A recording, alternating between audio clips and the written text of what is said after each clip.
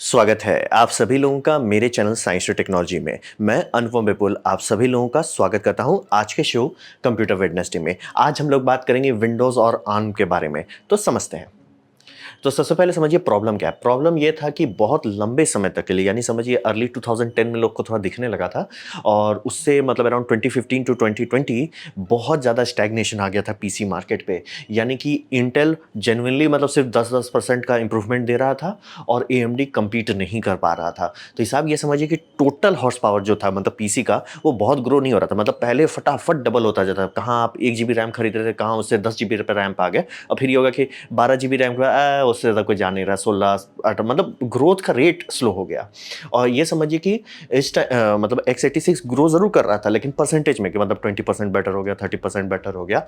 अब वहीं आर्म जो है वो मल्टीप्लिकेशन में बेटर हो रहा था। यानी कि 2010 का पीसी और 2020 का पीसी में बहुत ज़्यादा बड़ा अंतर नहीं है। दोनों मतलब पीसी जैसा ही लगा, लेकिन अगर 2010 का मोबाइल आपको दे दिया जाए वर्सेस 2020 का मोबाइल दे दिया जाए, तो आप समझ सकते हैं कि जमीन आसमान का परफॉर्मेंस में अंतर हो चुका है। मतलब कहाँ ये बेयरली कुछ कर पाता है। मतलब ये देखिए, ये इंटेल का 14 nanometre, 14 nanometre plus, 14 nanometre plus plus, 10 nanometre जो फेल होकर फिर से 14 नैनोमीटर में घुस गए, फिर 10 नैनोमीटर प्लस। मतलब समझ रहे, तो थोड़ा थोड़ा थोड़ा डेवलपमेंट हो रहा है। ये तो एकदम उड़ गया। तो हिसाब ये था कि x86 मतलब सैचुरेशन पे आ गया, और आर्म जो है उड़ने लगा।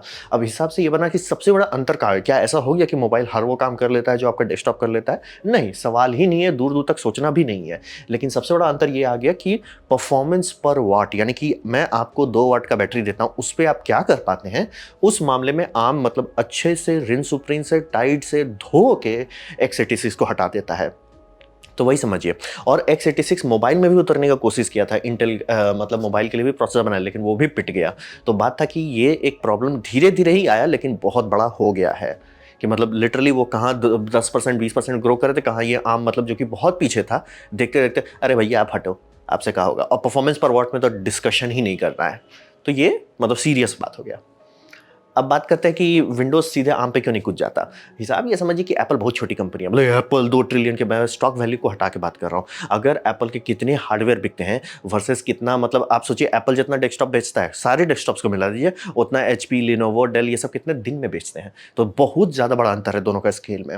और इसीलिए समझिए एप्पल शुरू शुरू में बैंकरप्ट होने पे आ गया था, और माइक्रोसॉफ्ट ने उसे बेल आउट किया था। तो समझना बहुत जरूरी कि एप्पल का वैल्यू भले हाई हो, लेकिन एप्पल का मतलब यूनिट सोल्ड बहुत कम है। मतलब अभी भी देख लीजिए ना कि जब पर आईफोन पे कितने एंड्रॉइड बिक रहे हैं, तो वो बहुत बड़ा अंतर होता है। विंडोज़ में भी वही है कि एक मैक बिकता है तो 100 विंडोज़ बिकते हैं उसके साथ में। तो हिसाब यही है सीधा सीधा कि एप्पल बहुत छोटा, और उसका फायदा ये है कि वो लोग सीधे सीधे अपने से जो मन आता है वो कर देते हैं। ये पहले भी कर चुके हैं कि अपना इंस्ट्रक्शन सेट आर्किटेक्चर चेंज कर चुके हैं, और वो बार बार अपने डेवलपर्स को बोलते हैं भैया हम चेंज कर रहे हैं, मतलब जो भी उनके लिए सॉफ्टवेयर हम चेंज कर रहे हैं, तुम आओ नहीं तो खत्म हो जाओ, हम उसके की जिम्मेदारी नहीं। वो बार बार फोर्स ऐसा कर चुके हैं, और इतना छोटा कि वो कर लेते हैं।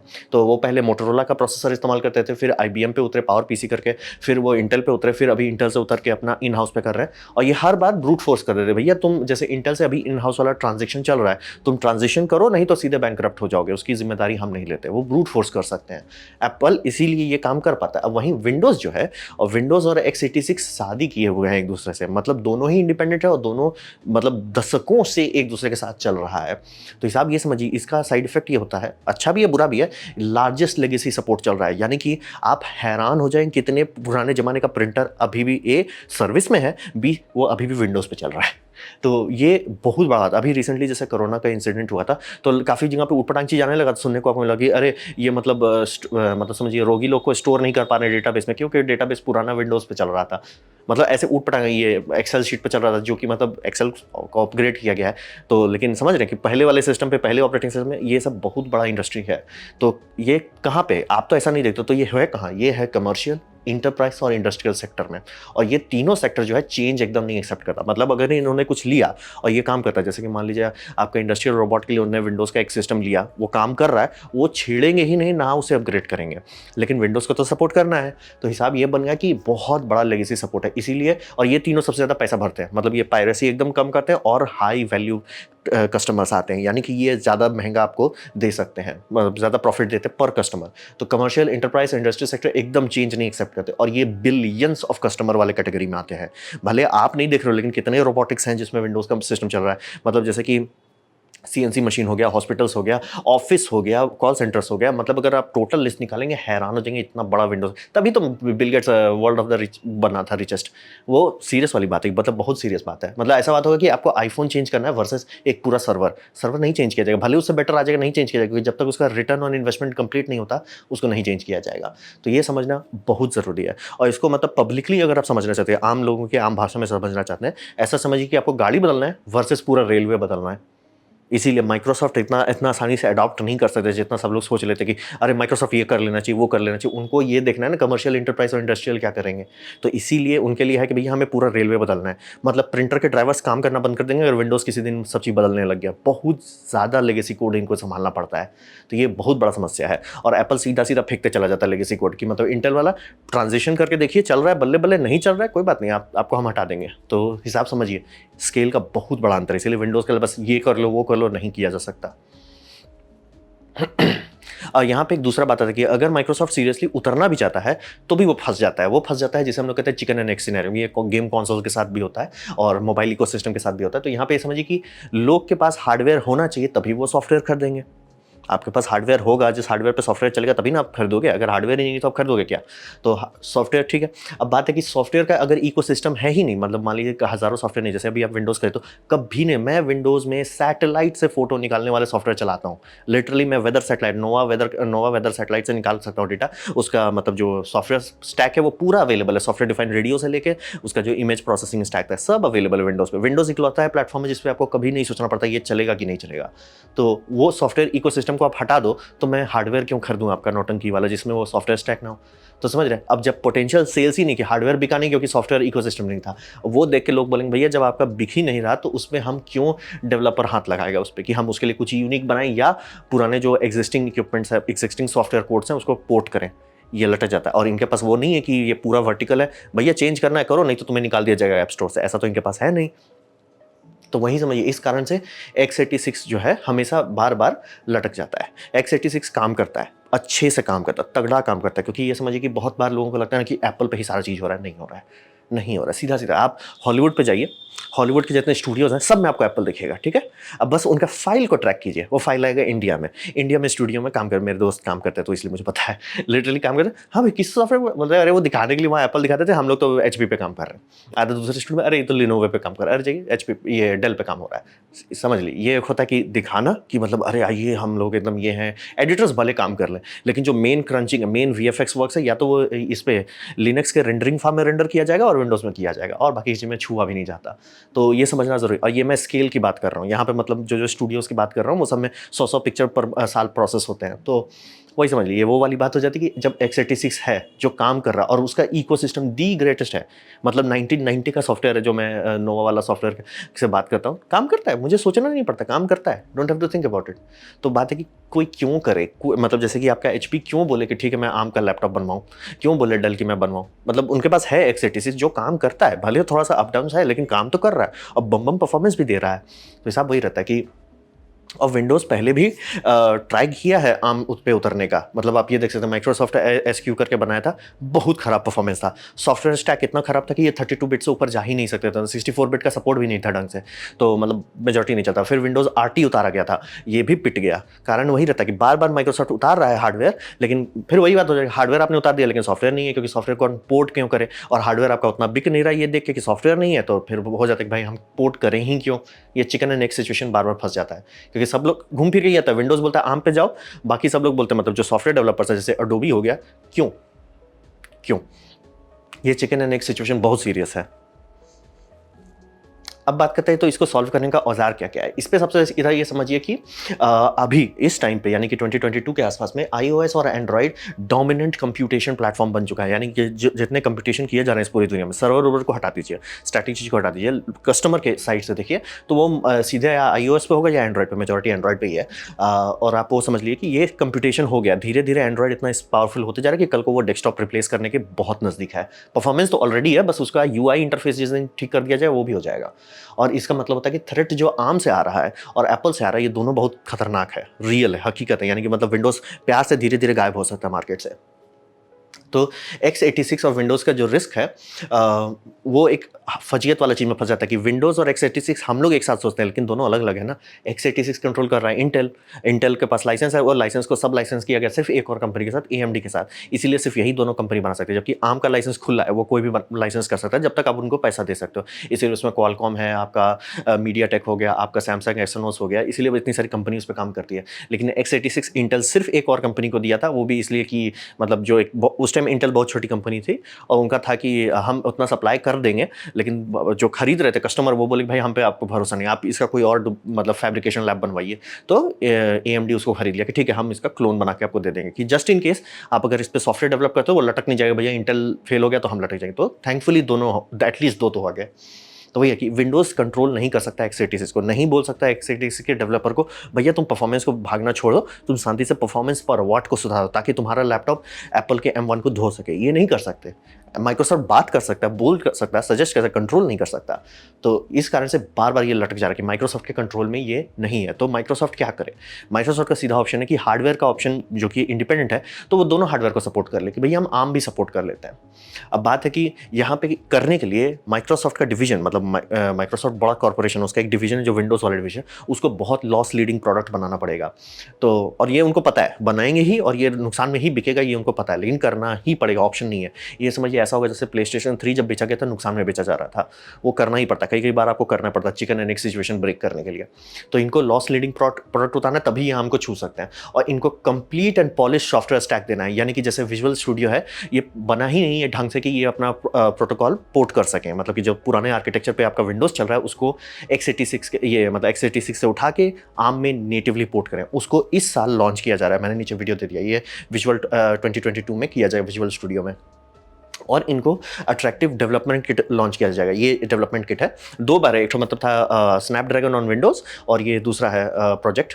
ये प्रोजेक्ट भी स्नैपड्रैगन का ही हार्डवेयर पे इस्तेमाल कर रहा है, लेकिन ये बहुत हाई एंड है। मतलब ये थैंकफुली इतना होना चाहिए, जैसे ये वोल्टेयर प्रोजेक्ट जो है ये इतना पावरफुल होना चाहिए कि फाइनली लोग इसको इस्तेमाल कर सकें। और एज ए मान लिया डेवलपमेंट किट ना भी इस्तेमाल करें तो अगर ये बिकने लगता है तो वो पहला प्रॉब्लम सॉल्व करता है कि एटलीस्ट इतने पीस हैं कि उसमें हम सॉफ्टवेयर बेच सकते हैं। और अडोबी ने भी कमिटमेंट किया है कि हम अपना पूरा अडोबी स्वीट को पोर्ट करेंगे आर्म के लिए, मतलब, और वो एक तरह से कर ही चुके हैं अपना मैक के लिए, तो उनके लिए बहुत ज़्यादा मुश्किल बात नहीं है। तो वैसे ये सारा चीज़ को इनको बेचना पड़ेगा और पूरा नुकसान उठाना पड़ेगा शुरू का 1-2 साल। और इसका ट्रेलर बहुत अच्छा है, कुछ ही दिन पहले ट्रेलर है, मैंने नीचे वीडियो लिंक दे रहे हैं, बहुत ज़्यादा बढ़िया ट्रेलर है। हार्डवेयर पता नहीं कचरा हो चाहे अच्छा हो, I don't know, but trailer बहुत ज़्यादा अच्छा है, दिल खुश कर देने वाला ट्रेलर, सिर्फ 1 मिनट 30 सेकंड का, देख लीजिए नीचे। तो बात वही कि इस तरह का डेवलपमेंट किट उनको उतारना है, उसको सेल करना है, पब्लिक को बेचना है, पब्लिक को एक्साइटेड कराना है, तब जाके आर्म वाली गाड़ी खोल पाएंगे। क्योंकि ये x86 को तो कंट्रोल नहीं कर सकता माइक्रोसॉफ्ट, तो माइक्रोसॉफ्ट जो कर सकता है वो यही है कि भैया हम आर्म को भी सपोर्ट कर लेते हैं। हम मतलब समझिए दो नैया पे आ जाते हैं। अब बात करते हैं उम्मीद क्या है। उम्मीद यहाँ पे समझिए कि कुछ भी हो सकता है। तो सबसे इसको बड़े बड़े कैटेगरी में बांटा जाए तो सबसे पहला एक ऑप्शन है कि आपका आर्म जो है वो मोबाइल ऑप्शन बन जाता है, यानी कि जहाँ पे भी आपको पावर को बचाना है, जैसे आपका मोबाइल फोन हो जाए या आपका लैपटॉप हो जाए, मोबाइल जो भी चीज़ हल्के कम पावर में काम करना, उसके लिए भैया शांति से आप आर्म इस्तेमाल करो, यानी विंडोज़ का एक ब्रांच बन जाएगा जो आर्म वाला डिपार्टमेंट है, शांति से आप उसे इस्तेमाल कीजिए। और पावर वाला डिपार्टमेंट जहाँ पे बम बम काम करना है, यानी कि VFX रेंडर करना है आपको, शांति से विंडोज़ ले लीजिए। आपको स्ट्रीमिंग करना है, गेमिंग करना है, शांति से x86 ले लीजिए। दो मतलब एक तो से सेग्रीगेशन हो जाएगा भैया, परफॉर्मेंस पर वाट यानी मोबाइल वाले चीज़ के लिए आप जाओ उधर आर्म वाला खरीद लो, और जिनको हॉर्स पावर चाहिए आप आ जाओ इधर।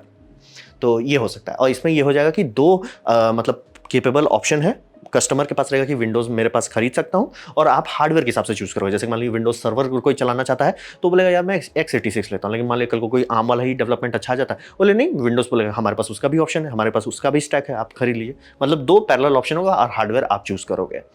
दूसरा हो सकता है कि माइक्रोसॉफ्ट ट्राई करता है आर्म में घुसने का, लेकिन फेल हो जाता है, क्योंकि HP बोल देगा नहीं यार हम नहीं रिलीज़ करेंगे। सैमसंग जैसा भी एक लैपटॉप रिलीज़ किया है, HP का भी एक लैपटॉप है, लेकिन उसका बहुत हाई एंड है और उतना परफॉर्मेंस है नहीं कि उसको जस्टिफाई किया जा सके। ऐसा HP बोलता है यार नहीं होगा, सैमसंग बोलता है यार नहीं होगा। ये सब कंपनी हाथ खड़ा कर लेती है, तो घूम फिर के लटक जाता है। तो उस केस में बहुत ज़्यादा नुकसान होगा विंडोज़ को, क्योंकि उस केस में विंडोज़ सीरियसली वो खतरे में आ जाएगा कि धीरे धीरे मार्केट से हट सकता है। एक दिन में नहीं होगा, लेकिन 10 से 15 साल में वो हट सकता है मार्केट से। और सबसे बेस्ट केस उस सिनेरियो में होगा कि x86 बीस्ट मोड पे चला जाए, यानी कि x86 के पास परफॉर्मेंस बहुत ज़्यादा है, यानी कि जब आपको क्रंचिंग करना है, बहुत ज़्यादा क्रंचिंग करता है। जैसे कि एक तरफ समझिए, अगर आपको कोई बोलता है डीजल इंजन जो है, जो ट्रेन खींचता है, बहुत तेल खाता है, ये बात एकदम सही है, लेकिन वो कितने आदमी को कितने स्पीड से मूव करता है वो देखेंगे तो बोले भाई ये तो बहुत कम, बहुत सस्ते में करता है, लार्ज वर्क कर रहा है। X86 के साथ वही है कि लार्ज वर्कलोड में वो जेन्युइनली अच्छा है, जेन्युइनली पावरफुल है, तभी उस पर सर्वर चलता है, तभी उस पर लिनक्स चलता है, तभी उस पर रेंडरिंग फार्म्स चलते हैं। उस मामले में उसमें कोई डिस्कशन नहीं है। लेकिन मान लीजिए कोई बैठ के इंजीनियर, जैसे AMD का अभी 7000 सीरीज आने वाला है, 8000 पे काम चल रहा होगा, इंटेल में भी 14 जेन 15 जेन पे काम चल रहा होगा, और ये लोग फोकस कर लिए कि नहीं भैया अब हम इन मैक 1 को उसी पे धोएंगे, परफॉर्मेंस पर वाट पे देंगे। परफॉर्मेंस तो है, हाई पावर तो है, लेकिन इसका परफॉर्मेंस पर वाट भी सुधार देते हैं, तब तो जनरली पीट देगा M1 का। बस वही होगा कि जैसे आईफोन शुरू शुरू में आया था कितना एडवांस था, बाद में हो गया कह रहे हैं यार सिर्फ दिखाने के लिए कि मेरा बड़ा है। तो हिसाब वही है कि X86 अगर 20 मोड में चला जाता है, परफॉर्मेंस पर वाट पे दम जोर लगा के बम बम तरीके से मेहनत करने लगता है, तो वो प्यार से आम को बोलेगा देखिए आम बच्चे लोग के लिए, खेलने उलने के लिए, रास्पबेरी पाई उलने के लिए, बड़ा काम करना है तो हमारे पास आइए। वो भी हो सकता है, लेकिन कुछ किसी भी हालत में ये बहुत महंगा होगा, बहुत टफ होने वाला है आने वाला कुछ साल, मतलब विंडोज़ के लिए, इंटेल के लिए, AMD के लिए। बेसिकली X86 से जितना चीज़ जुड़ा हुआ है उस सबका बहुत जोर का बैंड बजने वाला है, और टाइम ही बताएगा कि कौन टॉप पे आता है। कि यही बता रहा था ये मतलब क्वालकॉम की तरफ से रिलीज़ किया गया था, ये दूसरा वाला भी क्वालकॉम वाला ही है, लेकिन ये पहला ये किट था, सॉफ्टवेयर डेवलपमेंट किट, जिसको आप खरीदिए और इस पर सॉफ्टवेयर डेवलपमेंट किया, और ये पहली बार 64 बिट सपोर्ट करना शुरू किया। ये आपको बता रहा हूँ सैमसंग का लैपटॉप जो आर्म पे चलता है, ये पुराना इनका था सरफेस X करके, जिसपे जो पिट गया। हिसाब यही रहता है कि माइक्रोसॉफ्ट ट्राई बहुत कर रहा है, बहुत पहले से कर रहा है एक्चुअली, लेकिन कभी भी वो पॉलिश नहीं दे पाया। लेकिन अगर बहुत जोर से फोर्स करके इसको सक्सेसफुल कर देते तो सबके लिए अच्छा होगा। कारण ये है कि हम लोग को हर हालत में मल्टीपल ऑप्शन होना चाहिए, क्योंकि जितना ज़्यादा ऑप्शन रहेगा उतना ज़्यादा डेवलपमेंट होगा, उतना ज़्यादा प्राइस फेयर रहेगा। आप सोचिए कि एंड्रॉयड का प्राइस ऊपर क्यों नहीं भागता, क्योंकि बहुत सारे एंड्रॉयड हैं, और मतलब आर्म का डेवलपमेंट इतना क्यों हुआ, क्योंकि इतनी सारी कंपनी उस पर मेहनत की, चाहे वो कॉलकॉम हो, चाहे वो मीडिया टेक हो, चाहे वो एक्सएनएस हो, हर कोई एक दूसरे को पुश करता रहा। मतलब स्नैपड्रैगन बैठा नहीं रह सकता जैसे इंटेल बैठ गया था, क्योंकि सिर्फ एक ही कंपटीटर था AMD, और वो नहीं पहुंच पा रहा तो बैठ गया। और जबकि स्नैपड्रैगन के पास था भैया, अगर मान लो एक्सोनोस भले नहीं टिक रहा है, मीडिया टेक तो प्यार से आके खोल ले लेगा। तो समझ रहे, उनको एकदम पूरा एकदम तैयार रहना था कि नहीं भैया कोई ना कोई तो आके हमको ठोक सकता है, तो सावधानी बरतनी पड़ी, पूरा डेवलपमेंट करना पड़ा, तभी जाके उतना डेवलप हुआ। और अभी तो मैं बात भी नहीं कर रहा हूँ, RISC-V भी बैकग्राउंड में चल ही रहा है। तो उम्मीद है कि माइक्रोसॉफ्ट कुछ ना कुछ तो कर ही लेगा आने वाले कुछ साल में, और हम लोग के लिए सबसे अच्छा रहेगा कि मल्टीपल ऑप्शंस रहे, ताकि आप चूज कर सको। जितना चॉइस रहेंगे उतना अच्छा रहेगा, उतना कम मोनोपोली बनने का खतरा रहेगा। तो ये था मेरा प्रेजेंटेशन माइक्रोसॉफ्ट ऑन आर्म के बारे में। उम्मीद करता हूँ आपको अच्छा लगा हो, कुछ सीखने मिला हो, कुछ समझ में आओ। अगर ऐसा है लाइक कर दे, दोस्तों शेयर कर दे, उससे मेरा काफ़ी भला होगा। नहीं अच्छा लगा, नहीं पसंद आया, कोई बात नहीं, आप डिसलाइक दबा सकते हैं। मैं कहूँगा डिसलाइक 2 बार दबाएं, उससे मुझे पता चले कितना ना पसंद हुआ है। मैं आपसे कहूँगा कि कॉमेंट लेके मैं हर कमेंट को पढ़ने की कोशिश करूँगा। आपसे कहूँगा सब्सक्राइब कीजिए, बेल दबाइए अगर आप फ्री हैं तो। आपने मेरा वीडियो दिखा, जैन के मुझे बहुत खुशी हुई। धन्यवाद।